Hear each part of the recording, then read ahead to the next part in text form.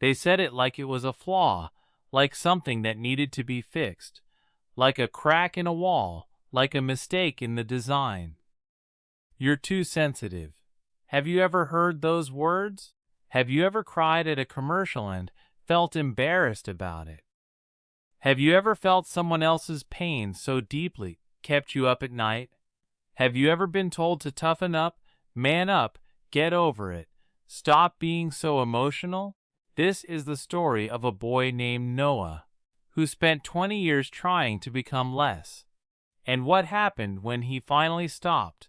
Noah Bennett was 7 years old, the first time he was told he was too much. It happened on a Tuesday. He remembered it was a Tuesday because they had art class on Tuesdays, and he loved art class. The assignment was simple. Draw your family. Most kids drew stick figures, a house, a sun. Done. Noah drew for the entire class. He drew his mother's hands first. He spent 15 minutes on her hands because he thought hands were the most honest part of a person. He drew every line on her palms.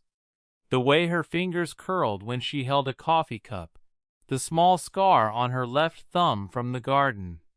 He drew his father's tired eyes, the kind of tired that does not go away with sleep. He was 7 years old, and he had already noticed that kind of tired. When the teacher collected the drawings, she held his up for the class to see. Noah felt his heart lift, but she was not holding it up to praise it.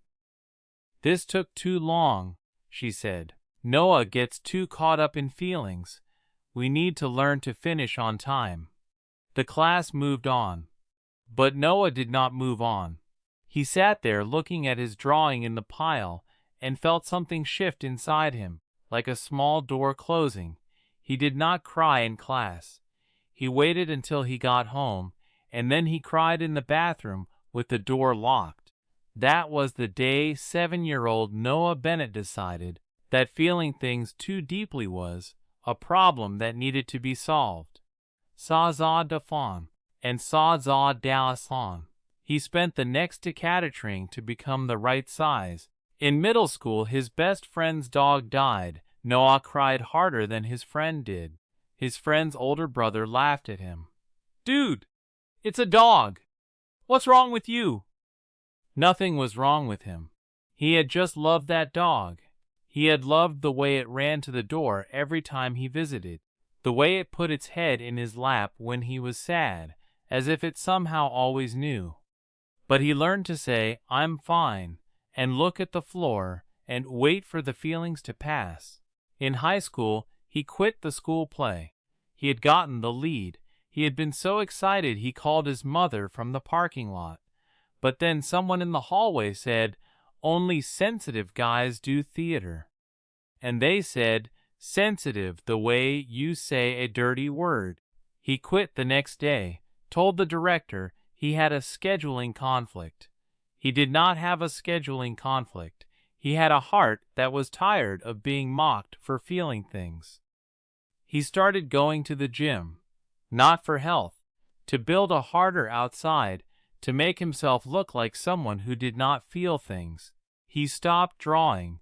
He had loved drawing since he was 4 years old. He was talented. He stopped, just like that.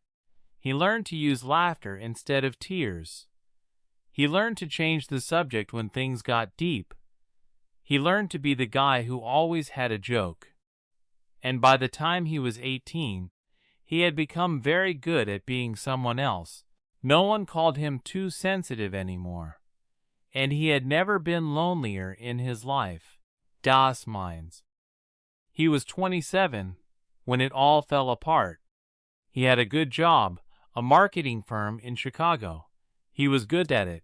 He was good at most things he put his mind to. He had an apartment with a view, friends who texted, a gym routine, a life that looked exactly like what a life was supposed to look like.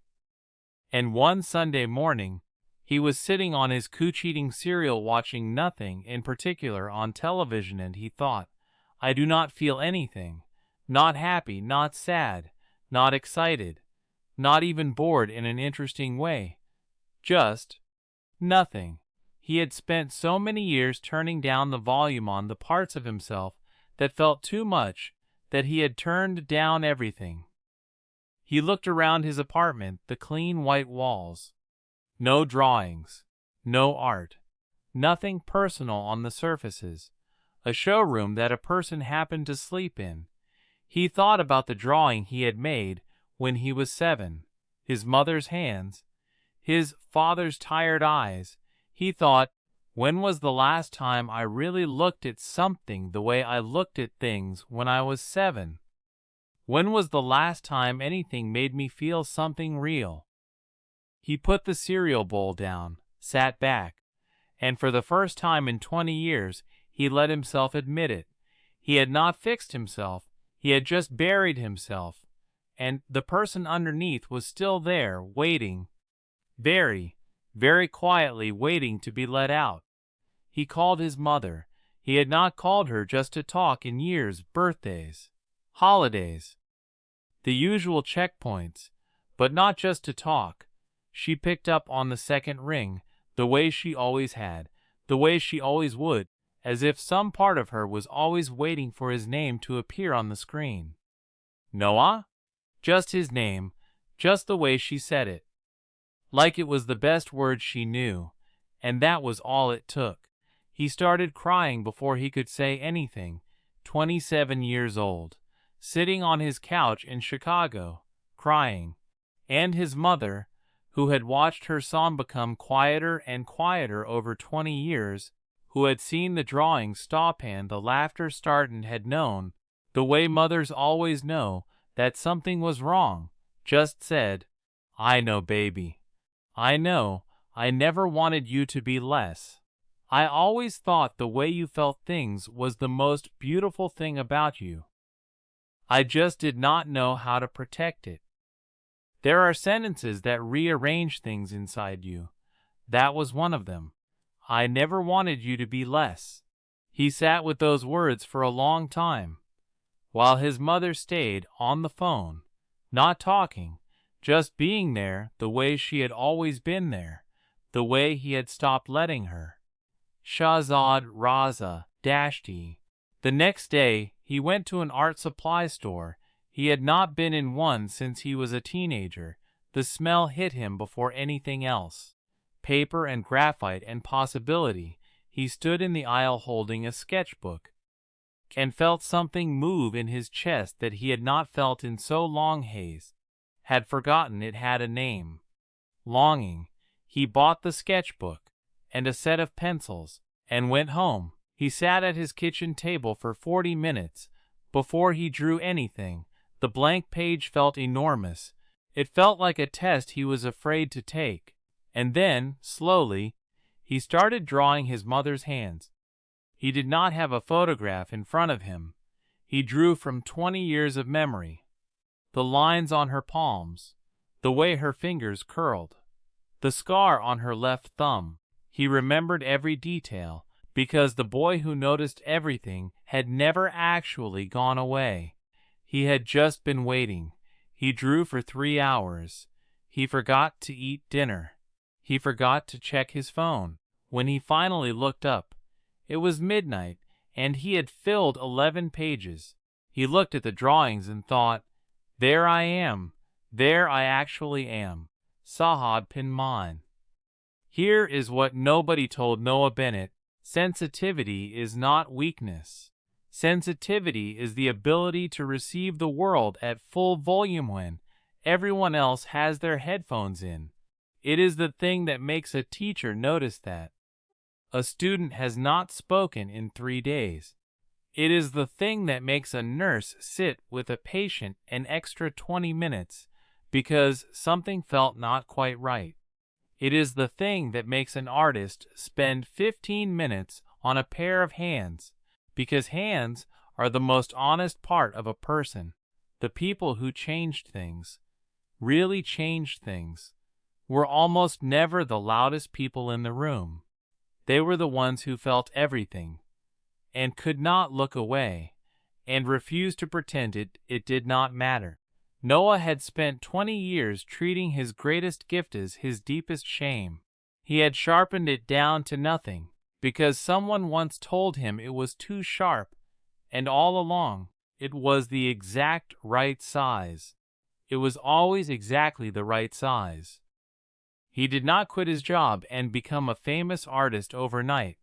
That is not how real life works, and this is a real story. He kept his job for another year, but he started drawing again, every morning before work, 30 minutes at the kitchen table. He started sharing his work online, small drawings, hands, eyes, the particular tiredness of people on the subway, the way a stranger looks when they think no one is watching. People wrote to him, strangers.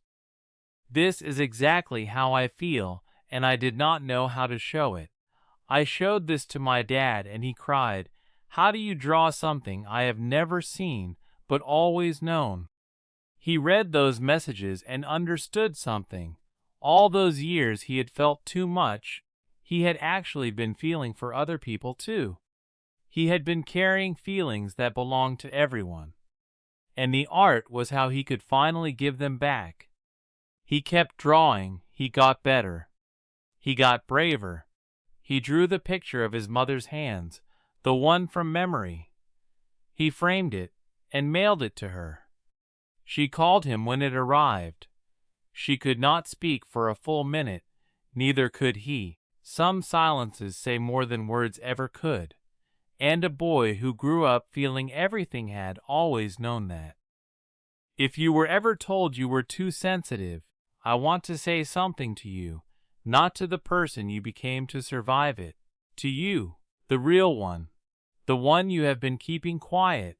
They were wrong, not a little wrong, not wrong in a way that needs qualifying, just wrong.